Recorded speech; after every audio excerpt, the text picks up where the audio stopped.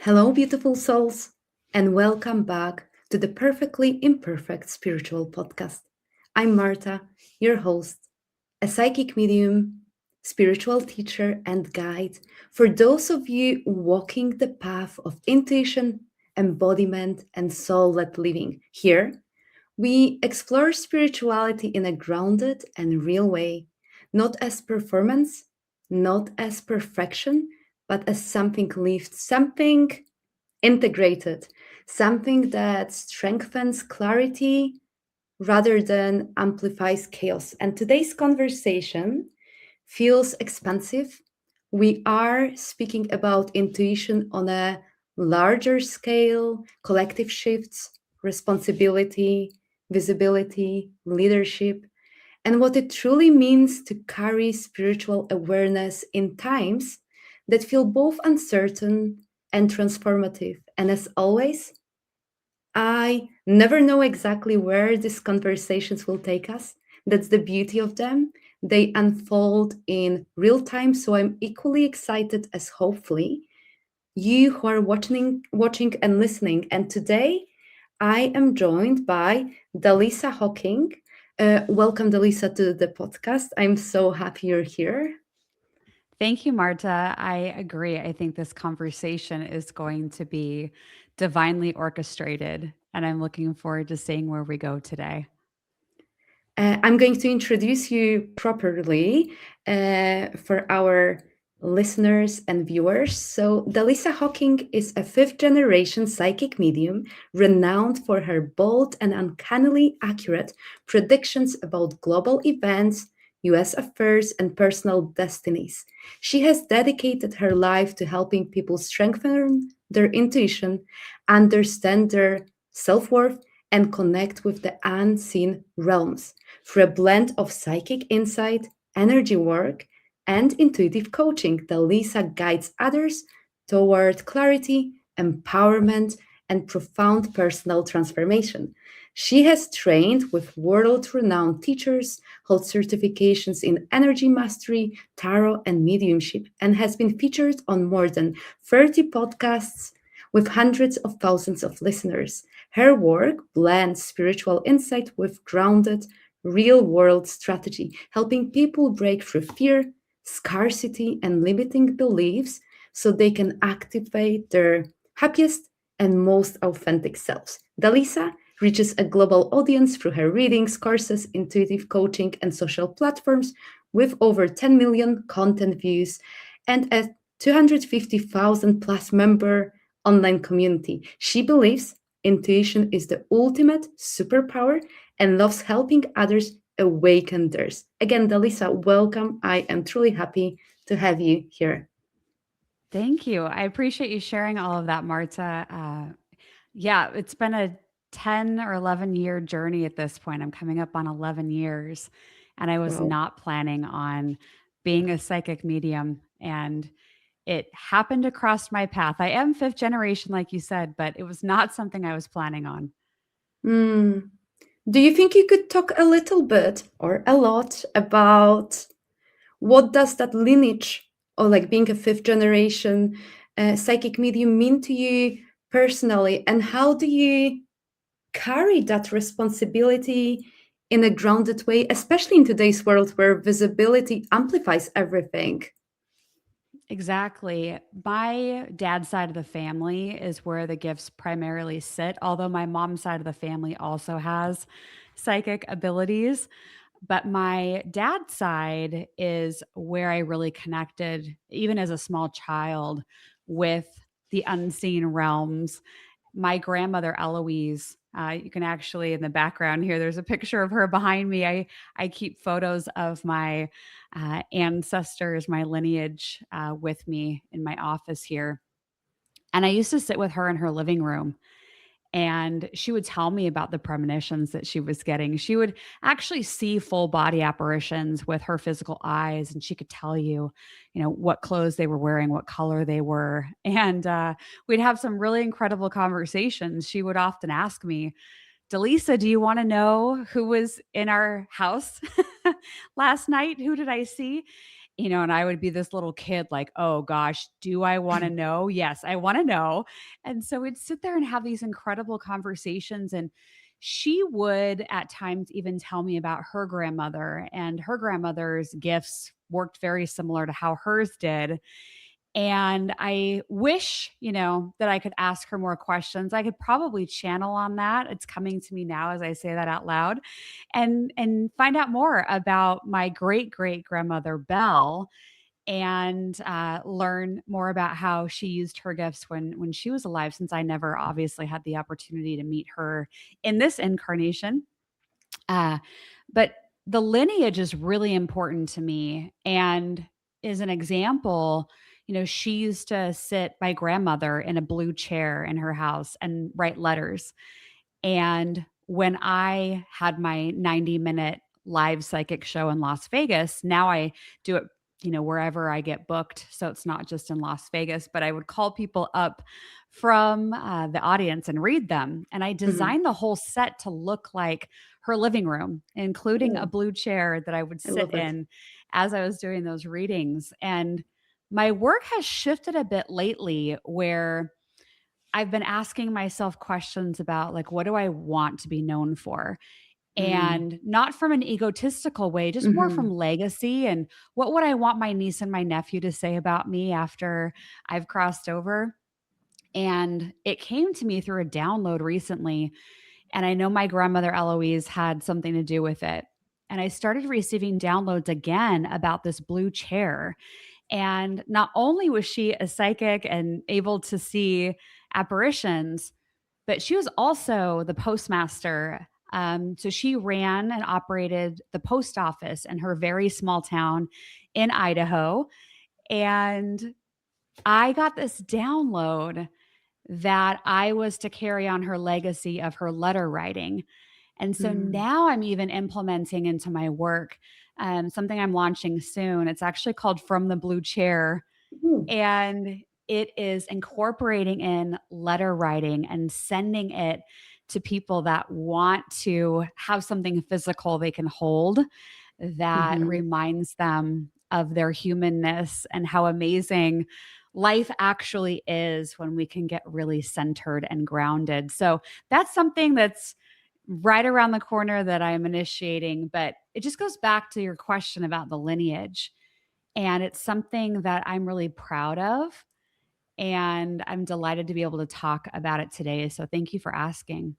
And I love that you continue having that really deep connection with your loved ones on the other side, and that you can carry on deepening and understanding, and they can gently, or maybe not so gently, always influence the direction. I think it's really, really beautiful. And what you've described, that spiritual aspect was normalized and that you were exposed from early age, I think it's so beautiful. So thank you for sharing. Hmm. I'm curious about, well, you've been known for bold predictions about global events. So I'm curious, I have two different questions coming, but um, one thing is, how do you decide what is meant for public sharing versus what may be intended maybe for private guidance or specific leaders? And how do you discern between possibility, probability, and something that definitely is going to happen? I'm curious. Yes, I think that we have things that are fated or destined that will end up coming to be, not only in the world, but in our own lives. And I think how we move through those destiny points is more of our free will. So when I get a download, a prediction, it usually is meant for the public, unless it's Mm. something, about me or a family member or something like Mhm. that. But if if it's coming to me, I feel like it's actually part of my almost obligation or mission Mhm. in this lifetime to share it. And so I think my spirit team of angels and guides that communicate with me, they know that if they're going to bring me something, that I'm going to say it. And oftentimes they actually nudge me to say it. Like if there's a message that comes in, I'm like, oh, yeah, maybe I'll share that. They're like, no, share it now. Mhm. So I have done a lot of looking at my own astrology chart. And I actually think that might be correlated to my anybody out there that knows astrology. I have my North Node in Leo in the third house. So I really feel like part of what I signed up to do in this lifetime was to speak it aloud. Mm. So most of what I get, I say. Um, but I think the question about probability or timing, it can move. And I've seen it happen where I will look at a world event that's coming, or if I happen to be speaking to someone one on one and we're looking at timing, sometimes it can feel very set in stone. And other Mhm. times there's like a fuzziness or a haze around it. So, anytime a psychic, I would say, just from my own experience, if they say, timing could change, believe them because I think that whatever we choose to do with our free will and decisions that we do have some sort of control over, I think that when we make a decision, then that can alter the timeline of something. So timing can be really strange. And I'll say, I remember years ago, timing used to come in a lot clearer. And Mhm. in recent time, sometimes I'll go in and look at a world event and I'll be able to describe what I see coming as the potentiality of what's unfolding based on where we're at in this moment. Mhm. But sometimes when I look at the whole like world, it's almost like there's a static, like an electric vibe to it. And it's not always seen clearly. And I've actually asked about that Mhm. because it feels to me all of the dismantling that's happening now around the world and will continue to happen, and I think will escalate. I think that there are some things that we're not able to see because it's part of what our soul signed up to learn in this incarnation through the volatility, through the dismantling, and that some signals are intentionally scrambled so that we can't see it because then we have the human experience Mhm. of what is going to happen through that event. Does that make sense?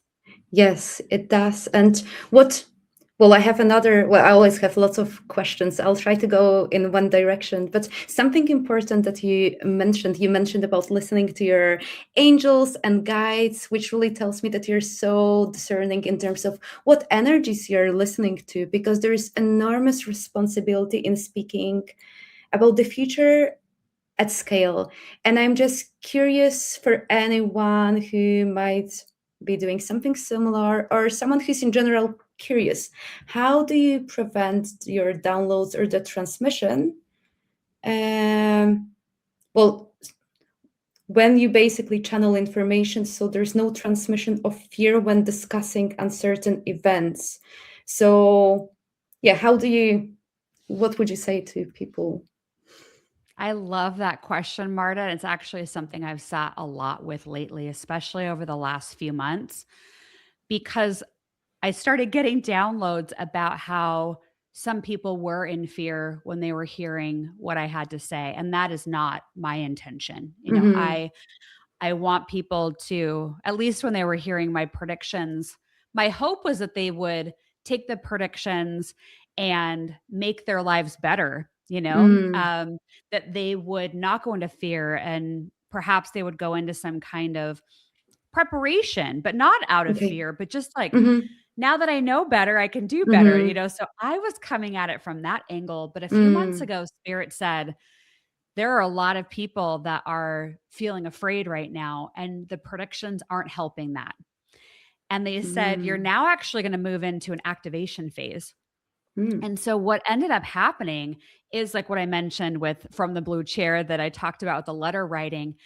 They've been really mindfully shifting me into a new vibration, almost like a new mission that got unlocked that is less about talking about all of the things that I see in my channelings with all the fear narrative Mm. or the dismantling that's going to happen in so many of these different systems that we all are a part of, most of us anyway. And instead moving into the space of let's talk about what we can do. Let's talk about why we incarnated right now. Let's talk about what you mentioned when you were discussing my background, how self-worth comes into the conversation, Mhm. and really remembering that we can only be in fear or in faith at any given moment. We can't be in both.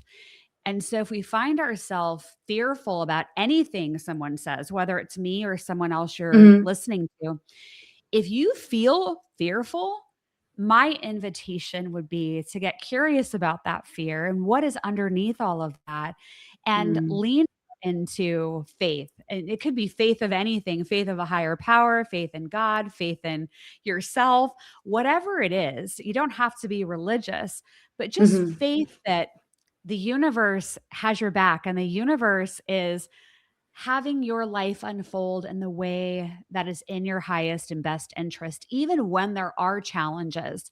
Because frankly, when we go through different hard times, those are the things that our soul, I believe, asked for before we were born to help us grow and evolve. So I know I kind of twist and turned through that answer, Mhm. but I feel like it's important to talk about the energy of fear, and it's normal as a human to be Mhm. fearful at times. But I think as we go through so much change in these coming years as a world, as a collective, I think it is important to understand what's underneath that for each of us with that fear and try to lean more into what we can control, which frankly isn't a whole lot, and Mhm. giving ourselves permission to flow with life rather than try to control it and know how all of it's going to turn out. Mhm. I love it. Um, well, I'm seeing still in my third eye two words that stayed with me when you've mentioned about activations and transmissions. Because I truly believe it's more than words. So you're getting downloads and you're sharing those beautiful message. So, well, I'll try not to overcomplicate, but the question I've got, like, do you believe certain information should be contextualized using words differently depending on the audience? Or do you believe that with those activations and the energy behind the words that you are sharing, um, is like enough in order to make people understand the complex messages? Because I truly believe it's so much more than what we are sharing using the words. I agree. It's a really brilliant question. I think that sometimes describing it with words helps someone to understand it, but I think it's more the logical mind that Hmm. understands it. But I think when we speak, our voice carries a tone, it carries an energy. And even somebody listening to our conversation today, they might only hear a fraction of the actual words we're using. Mm. But I think that the energy that we embody and the energy that comes out through our words is in effect, its own thing. And we don't always have to be able to find the words in order to convey the energy. And I also think that brings up discernment, Hmm. because you might hear someone saying certain words, painting a specific picture of something, but their energy is different. So I Mm. think we all need to be a little bit more discerning because there's so much content out there.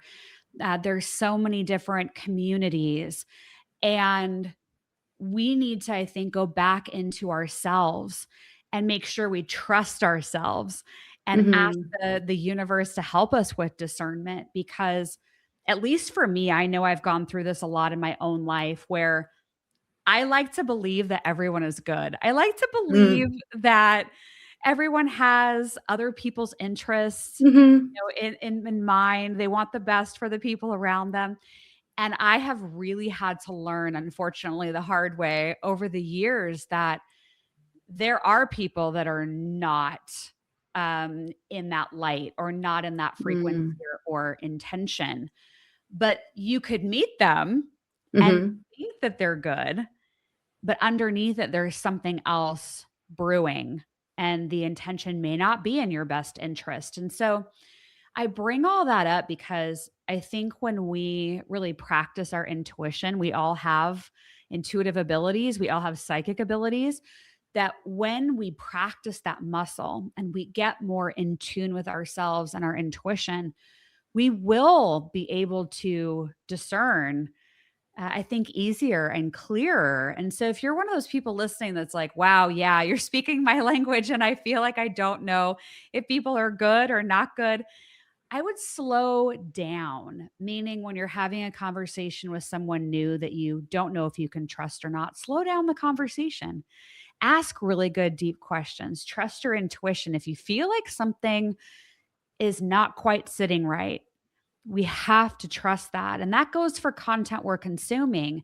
If we feel like something about the person we're listening to just isn't quite sitting right, even though the words might sound Mm-hmm. really good, then I would trust that. And I think we need to be more mindful about who we have around us and who we're tuning into because of that.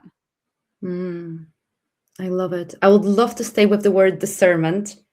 And then they're breaking into two questions. Well, the spirit world, just they, so the audience knows what I'm talking about. But spirituality, well, as spirituality becomes more mainstream, especially in business, leadership spaces, we also see spiritual language used in ways that can subtly avoid responsibility. So, I guess any advice you would give to anyone who's in a position of leadership, but then also those who are the followers, how do we distinguish authentic spiritual leadership from language that bypasses accountability or inflates authority?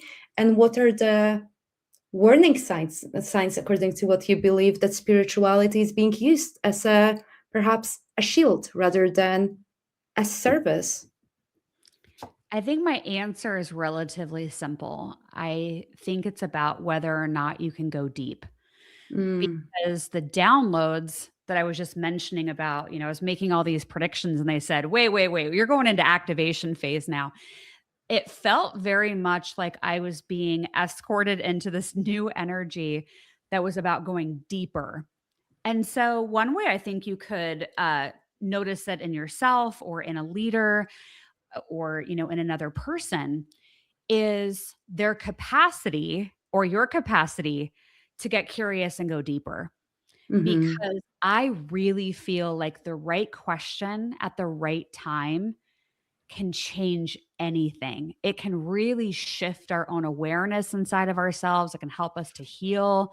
So, if there's any kind of block around going deeper into ourselves, into the questions, then we might be holding up a shield or we may be blocking something. And so, as a leader, what are you implementing either within yourself or in your team, the people you lead, that encourages that curiosity? Maybe there's a practice that you could even do where once a week there's like a question of the week that everybody kind of has to sit with and think about. And then there's a conversation about it. So that's part of it. But I think the other part is vulnerability, mm, because I think a lot of people shy away from vulnerability, especially as leaders or in mm, teams. And I actually think that vulnerability is one of the greatest strengths we have as a human being. And so I would ask everybody listening, like, what is your relationship to being vulnerable? mm-hmm, And if there is anything that feels sticky or heavy in there, like you don't want to be vulnerable, it's not about judging yourself, but I would sit with it and ask, like, what is it around vulnerability where maybe I don't feel safe to be vulnerable? And journal about it. Do some meditations like for the heart chakra and see what shows up. Because I think vulnerability and curiosity are two of the words that really are at the forefront. They're core energies, I feel like, with deep spirituality. And I feel like Mm, that is where we're going. And I think for a while, we've kind of, just speaking for myself and the content that I've seen, I think we've been pretty superficial or surface level in some ways, not everybody, but I think it's been a spiritual industry where we could say the prediction that was terrifying. And a mhm, lot of people would hear that and it would activate more fear energy. And then people would click it. And then you get more clicks, you'd get, more views, more comments. And I really don't think that's where we are at now and shifting more into. So I think what we're going to see is more content like this that people are really hungry for, that gives them the invitation to sit more with themselves mhm, and get curious and vulnerable with themselves. And I think that's what ultimately ends up shifting in the spiritual industry. mm. And do you think that vulnerability and curiosity are some of the tools that we can use to keep our ego in check? What I mean by that, when someone holds intuitive gifts or receives public validation and influence, there is this inevitable both energetic and psychological shift. So, how do you ensure your identity remains anchored in service in your heart space rather than becoming fused with the role, the one who knows, like how to make sure that you remain connected to your soul space? I love that question. I do think it's vulnerability and curiosity because, and maybe a little bit more, I would lean towards curiosity because when we have that as one of our core values for ourselves, Hmm. we really aim to try to understand. And I think that's been part of my own personal mission is to try to understand and not only ask myself questions, but ask the universe questions. And if I get really upset about something because I am human, it doesn't happen as often anymore these days because I've done a lot of emotional work on myself. But when I get upset, I actually treat that as a golden nugget, Hmm. like as there's something beautiful wrapped in this heavy emotion. And I lean into it and I ask, like, why is this showing up? What is this Hmm. trying to teach me in this moment? And I'd love to share three core energies with you and your audience. Of Yes, this please. just completely changed my life. And I feel like it's coming in for a reason.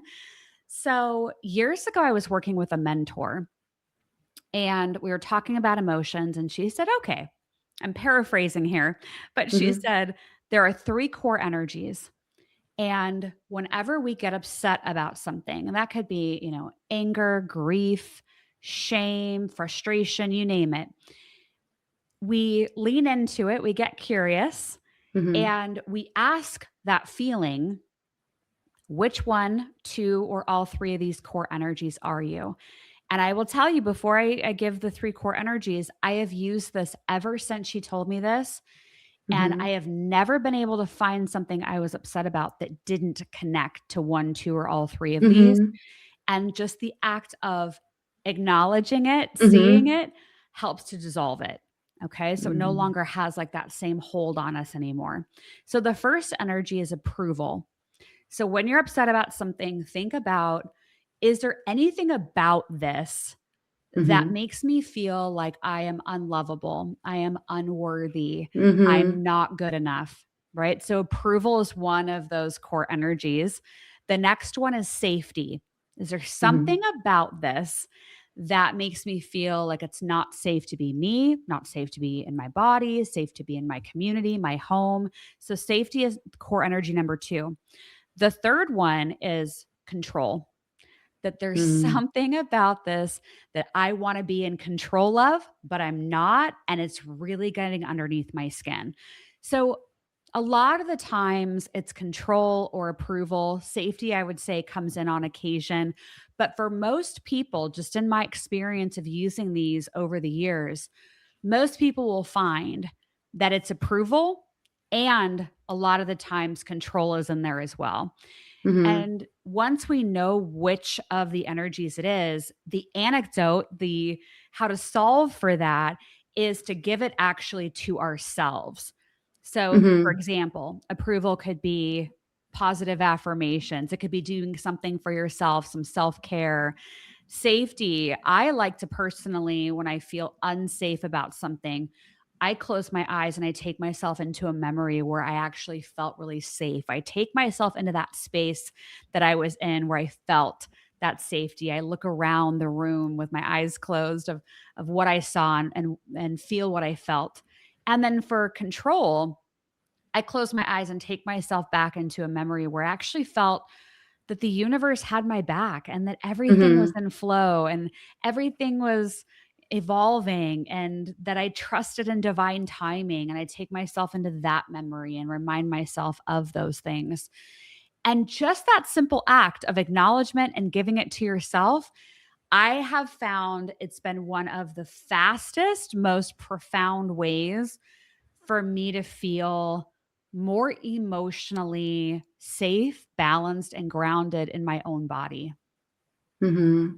I love it. And what's popping into my mind, I've started doing something similar while working with my unconscious, subconscious mind. The more we give examples to our logical mind that those things actually, that there are things that work in our life, in various aspects of our life, then our reality changes as well. I don't know, it just popped into my mind. So I love that you shared that. Thank you so much. Hmm.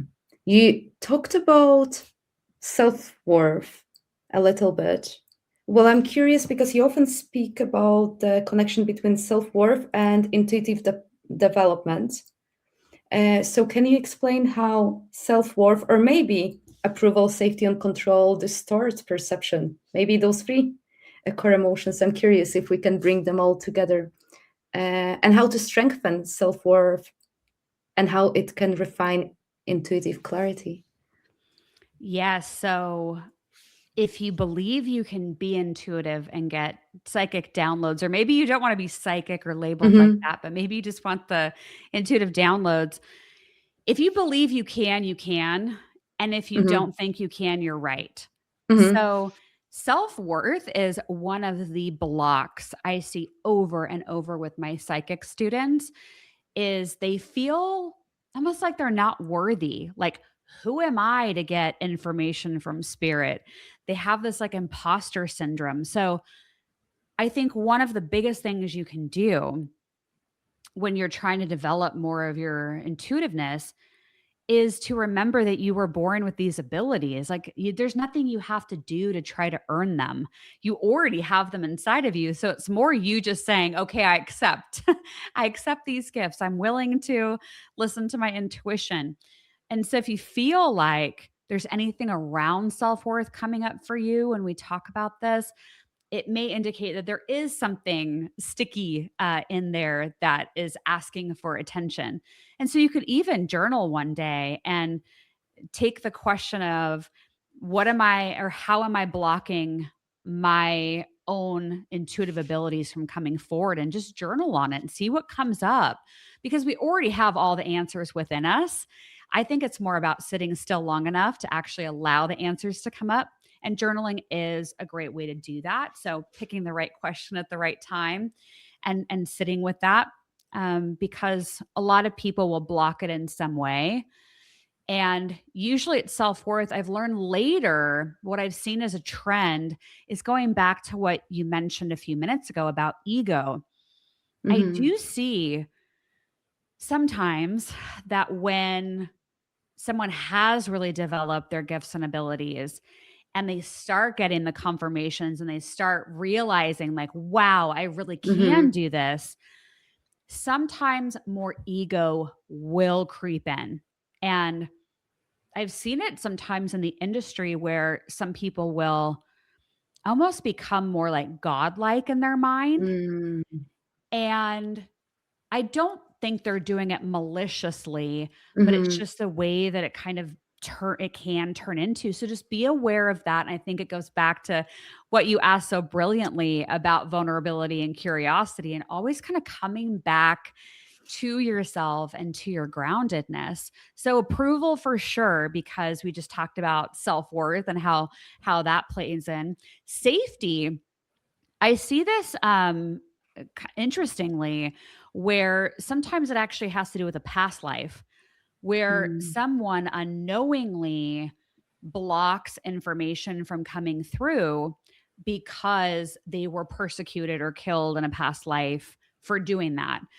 mhm, And if anybody hears that and goes, wait a second, maybe that's what's going on, you can access all different kinds of free guided meditations for past lives. You can do guided meditations to go into your own, look for Akashic record meditations, and start going into those and ask the question, show me a lifetime where I did get persecuted or were harmed or so forth, for being a healer, for being a psychic, and see what comes up for you. Because again, I think by seeing it and not having judgment about it, but the observation of it can help to release it so it doesn't have a hold on us anymore. Safety also comes through when we want to do a more intuitive work or psychic development, but we're afraid of what other people are going to think or what other mhm, people might say or do to us. And that is a personal journey that I think each of us is called to tackle, to lean into, because if we are going to allow what other people think about us to be the driving factor, we are giving our power to them. We're giving it away to them. And so sit with that and ask yourself, am I afraid for anyone to find out? Or am I afraid for this one specific person to find out? And go deeper into that. And like, why are you afraid? Like, why are you giving your power over to them? And sit with that a bit more. And then mm, control, how I've seen that show up is when we are in flow and we are channeling or we're using our card or our pendulums or whatever tools we're using, it can feel like a loss of control. Because at least for me, I remember an example, being backstage before I walk on stage to do my stage show. I know that I don't have any idea what's going to happen on stage. mhm, Similar to this conversation, we trust we're allowing it to unfold. So part of the practice of leaning into our natural gifts and abilities is also understanding that we are not really in control of it. We can set that intention, we can ask the question, we can show up, we can raise our frequency, which helps us receive information easier. But receiving, truly receiving, is not about controlling exactly what comes through and how it comes through and how it's said. And that's part of, I think, this journey of being okay with just allowing it to flow and trusting that you are connected with your own high frequency and high frequency beings if you are working with angels or guides, etc., mhm, and trust that whatever is coming through really is meant to come through for a reason. So we're supposed to let go and flow with it. mm. And what advice would you give? I know you've mentioned, but like more maybe practical tips for anyone who wants to build, strengthen that self-trust. I've noticed in the spiritual industry, well, various spiritual teachers trying to instigate fear or maybe self-doubt in their students, where I can see that the students, instead of really surrendering and trusting that that higher intelligence knows what information are to be passed through us, they more concentrate on what their logical mind and ego thinks about the whole experience, meaning that they get scared then when they're going to be told, no, this is not accurate. And I feel like it breaks the connection. So I'm just curious about anything that you would like to add that can empower people and free to be. I want to say what keeps popping into my mind, pure channels, as pure as they can be. Yes, the information that comes forward from spirit in my experience is a little bit different than our normal five senses. So to me, it kind of feels like it floats just outside of my body. So, for example, being clairvoyant, when I see imagery and symbols, it's like right in front of me, like a few feet out, but it's directly in front of where my eyes are looking. But it looks like a daydream. Mm-hmm. And then when I hear words as a clairaudient, words and phrases, it actually feels like it kind of floats past my right ear. And I say that because you make a great point about people getting stuck in the mind and the thoughts and the mental piece of it. That's not where I have found actual psychic abilities to be. I actually find Mm-hmm. them, like I said, outside of the body, connecting in actually through the heart and Mm-hmm. doing like the heart chakra meditations or doing like heart coherence. Mm-hmm. There's something called the Heart Math Institute and connecting in with the heart. Mm-hmm. That I think creates this powerful magnetic energy that we can set that intention that I Mm-hmm. allow information to come through that's in the highest and best interest for Mm-hmm. all involved, and set that intention with the heart, not the mind, and feel it Mm-hmm. actually like as you drop down into the heart. And that will act as a magnet to allow more of this information to come in. But if it feels like I'm getting a piece of information, but it feels like it's coming in through the mind, there is clear cognizance, which like it'll drop in usually through Mm-hmm. the top of your crown chakra. But when that happens as a psychic download, that almost feels like it came out of nowhere and it was nothing you Mm-hmm. were even thinking about. Thoughts will feel more like you, more more like, yeah, this sounds like my internal story. This Mm-hmm. sounds like something I would say. When spirit speaks, it's usually something that you haven't thought of. So maybe in your mind's eye, you're seeing an elephant. And you're like, well, I haven't thought about an elephant in a Mm-hmm. while. Exactly, because spirit doesn't waste a thought. So that elephant is coming through for a reason. Now it's about deciphering what these different symbols mean. Mm-hmm. And that is developing your psychic dictionary. And spirit will use your own life experiences Mm-hmm. to communicate with you. So your game of Pictionary with Mm-hmm. you and spirit is going to be based on your own life and your own filter. So it is going to feel personal to you, but it's not going to feel like grounded thoughts in your brain. And the Mm-hmm. only way we really get to know that we are working the muscle and that we are getting better, we're getting more accurate with our predictions is to actually practice on people we don't know. And it's one Mm-hmm. of the things I love about my community is like, yeah, I want you to practice. I want you to Mm-hmm. practice on, and then exchange messages, practice on each other because it's the only way that you will get confirmation and understand what spirit is trying to tell you through your different senses. I would only try to develop one primary psychic gift. If you're lucky, maybe you've got a couple, but I don't think it's about having all of the abilities. I'd say Mm-hmm. just focus on what you naturally receive and how it comes through and try to make that stronger, because we can get really pulled in so many different directions if we're trying to make all of them work. And how do you raise your frequency so the messages come in clearer? I would pose it to everybody like this, like, what could you do in your own life to live a healthier life? Because we all kind of heard that question before. And it has to do with, are you eating things like fresh fruits and vegetables? Are you eating more whole foods? Are you Mm-hmm. getting enough sleep? Are you moving your physical body? Those are all things that I think are really important to this. And another thing that I feel called to mention here, I personally do a nighttime routine because I feel it's really important just to relax from the day. But I've also found that I am having much more vivid dreams at Mm-hmm. night. And I think it's because of the nighttime routine. And so, anybody that wants to try to develop more information in their dream state or connect with loved ones in their dream state, Mm-hmm. you might want to start incorporating in a few things at night before you go to sleep and see over time what starts to develop. So I do three things. I write in a journal and I write down three things I'm grateful for from that day.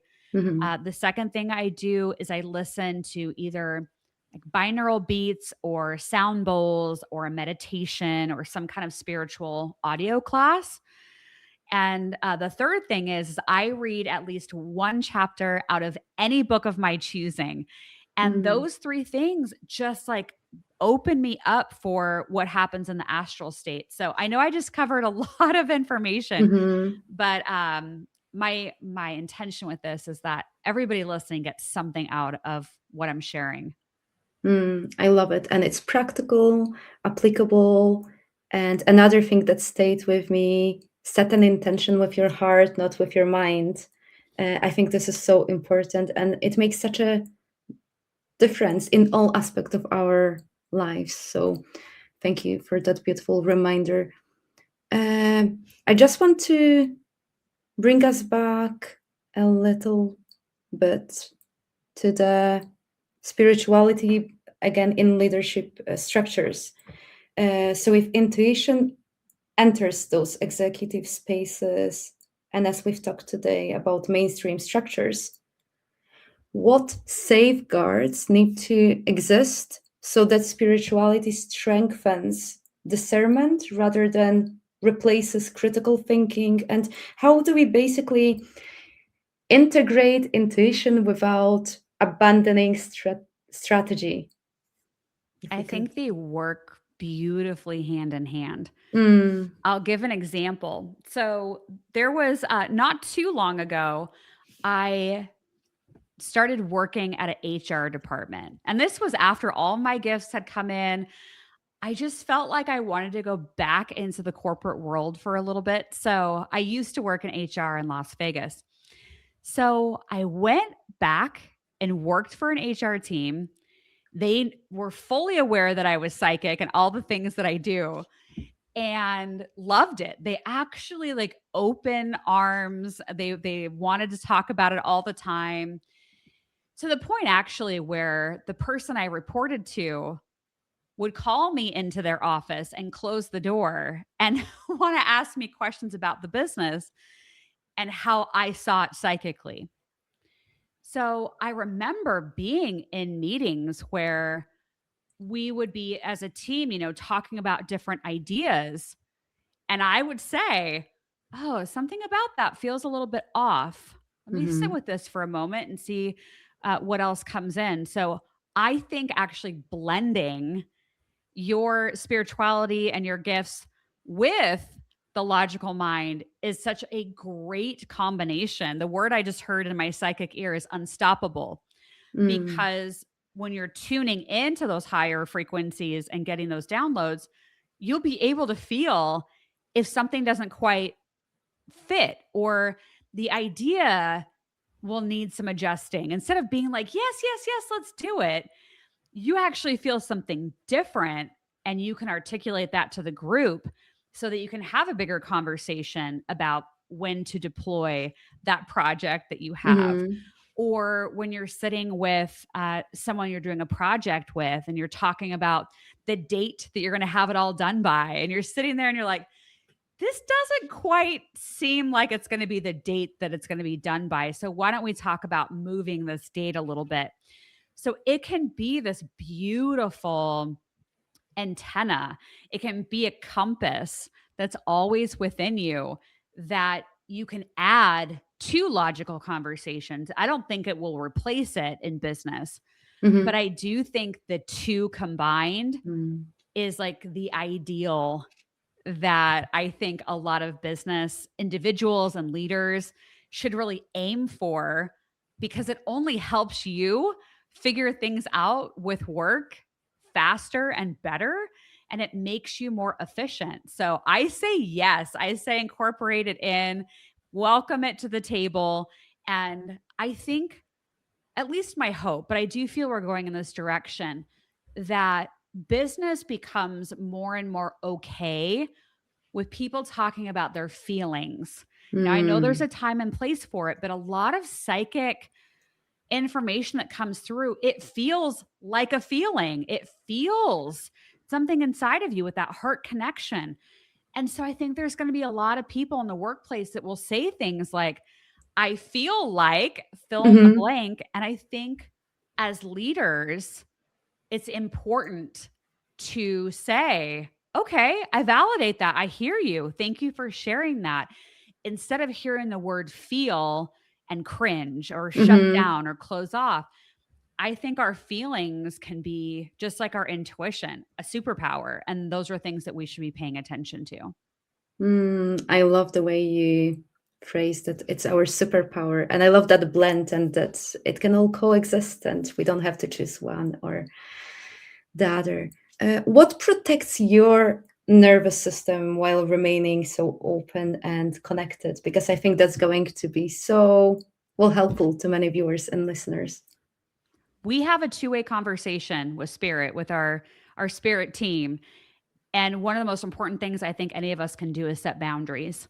Hmm. And they know when I'm working, when I'm in my office, this is go time, like bring in the information. But they also know that if there is something important that I need to be aware of or I need to hear, that they can come to me anytime.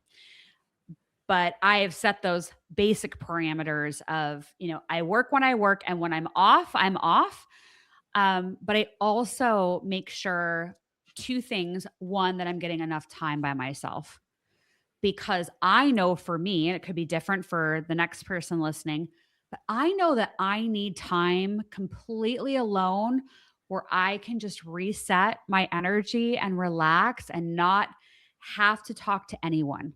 And so I've realized that about myself. So I give that to myself, and it's actually marked on my calendar for when I will be alone. The other thing is, I make sure that I get out of the house because I work from home. and, Mm. and if I'm not careful, I will spend too much time by myself and not actually get out into the world and have conversations with people. So I also have those as standing times and days on my calendar every week where I get out and I just go do something fun. Like I go paint pottery. I go out to breakfast with my mom. So there are just things that I love going to thrift stores and looking for treasures. Those things Hmm. have nothing to do with my job. And I need that for me because that gives me some balance because I download so much all day long. So I think it's just important to understand who you are as an individual. What is it that you need to Hmm. feel like you have a chance to breathe and clear your own energy? And what is it that you want to do when you're not working that is more of the human experience? Because we're all here to be human. We all came here to have this experience. So I don't think we're meant to always stay in a really high frequency and not be grounded in the human experience. I think we have, and I know we have the ability to, yes, be a grounded human and go up into higher Hmm. frequencies. But I don't think we're meant to be all one or the other. So I think it's more of a blend that we're supposed to be. I love it. And what's the final message or a couple of messages, anything that you would like to share with listeners and viewers? Yeah. There's two quotes that come to mind, very short. Rumi the poet said, and I love these quotes. One is, live life as if everything is rigged in your favor. And Mm. I love that quote because it reminds us that everything we go through in life, there is going to be some kind of blessing or silver lining. There's going to be an opportunity for our soul's evolution and growth. So live life as if everything is rigged in your favor. And that quote really changed the way that I saw life and moved through it. The other one that Rumi said that I really love is, the wound is the place where the light enters. Mm. And I love that quote so much because it reminds us again that in our darkest of nights, when we feel like we're walking through a dark cave and we don't know if we're ever going to come out of it, that there will be a light that returns, and to keep going one foot in front of the other. The wound is the place where the light enters. Whatever it is you're going through, there is and will be light coming in and through you again. Because I know there's a lot of people out there going through a lot of really difficult things. And I don't think you're going to be in that forever. And so just remember that the light is coming in, and whatever wound you have, what is the light, the symbolic light that is coming in through that? What have you learned about yourself through that? What have you learned about other people? What have you learned about what you want out of your life? Because everything can be used for good. So those are the two quotes I would leave people with. Thank you. And finally, where can people find you and how they can work with you? Absolutely. All of my things are over on my website. That's the best spot. And that's over at spiritandspark.com, all spelled out. From the Blue Chair is on there. I also have the Gathering Room, which is where I teach my classes and everything. So just go over there, check it out. I'd love to hear from everybody. And I do have a 10-minute reset audio file you can actually download to your own device with a worksheet that goes with it. And that's totally free. And that's over on my website. And I'll add all of your links to the description of this podcast. Well, Dallisa, thank you so much. It has been a very thoughtful and layered, heart-opening conversation. I really appreciate you as I want to say a human being, but I appreciate your heart and soul. And thank you for sharing your perspective, your discernment, and your experience so openly. Oh, thank you, Marta. I really enjoyed our conversation today. Thank you for having me. Thank you. And to everyone listening, I just want you to remember that intuition is not spectacle, it is responsibility, it is awareness, it is the capacity to remain steady in complexity. Until next time, stay grounded, stay discerning, and trust what feels quietly true within you. Thank you, everyone. Goodbye.